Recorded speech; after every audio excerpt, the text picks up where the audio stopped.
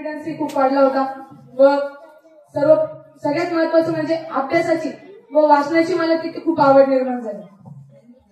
इथंही थोडं थोडं वाचायचो, पण जास्त पुस्तकांचा संग्रह नव्हता, त्यामुळे कमीच वाचायचो. व तिथं लायब्ररी असल्यामुळे रेडी असायचे व रोज वाचन करायचो. व एकदा निबंध स्पर्धा होती. मी म्हणलं आता निबंध स्पर्धेत आपण भाग घेऊ. इथंही होती निबंध स्पर्धा, मीही भाग घेतलेला आहे.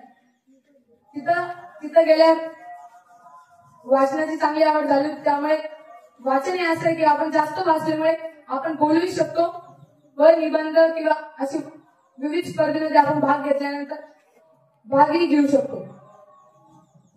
तसंच निबंध स्पर्धा आयोजित करण्यात आली होती. तर मी म्हणलं आता विषय होता की आपला देश, आणि एक पुस्तक होतं ते मी खूप वाचलेलं होतं. आपल्या भारत देशाविषयी माहिती तर सगळ्यांनाच होती, पण त्या पुस्तकात अशी छोटी छोटी माहिती की जी आपल्याला माहित नाही. तर ते पुस्तक मी वाचलं, त्यानंतर मला कळलं की विषय तर खूप सोपा होता. नंतर माझा शाळेमधून दुसरा क्रमांक पण आला होता. व त्यानंतर 2-3 आठवड्यानंतर खो खोची स्पर्धा होती. तिथे वेगवेगळे खेळ असतात, परंतु खो खो हा खेळ मी खेळायचो. तिथे आम्ही जिल्हा जिंकलो व माझ्या विभागाला निवड झाली. विभाग खेळलो, परंतु आम्ही फायनलला हरलो होतो. त्यानंतर आता मी शिस्तीचे काय महत्व आहे व शिस्त जर नाही पाहिली तर आपण काय तोट्यात जाऊ शकतो. शिस्त जर असली, किती मुलगा हुशार असू द्या किंवा विद्यार्थी हुशार असू द्या, त्याला जर शिस्त नसली त्याच्या जीवनात भविष्यात काही घडू शकत नाही. तसंच आमच्या वर्गातला एक प्रसंग सांगतो.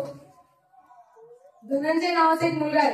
तो वर्गातून टॉप येतो, परंतु तो जरा शिक्षकांची उद्धटपणाने बोलतो. त्याला वाटतं मलाच जास्त येतं. इंग्लिशचं ग्रामर वगैरे सगळं चांगलं आहे. एकदा इंग्लिशचे सर म्हणाले,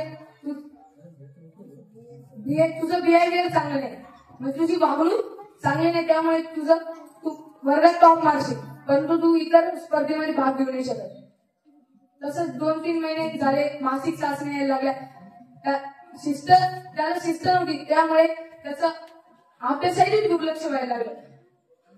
त्यामुळे त्याचा वर्गात प्रथम क्रमांक सुद्धा आला नाही. मग तसेच आता शाळेचा दिनक्रम मी तुम्हाला सांगतो. सकाळी मी 5ला उठतो व ब्रशंती केल्यानंतर आमचा वॉर्मअप होतो.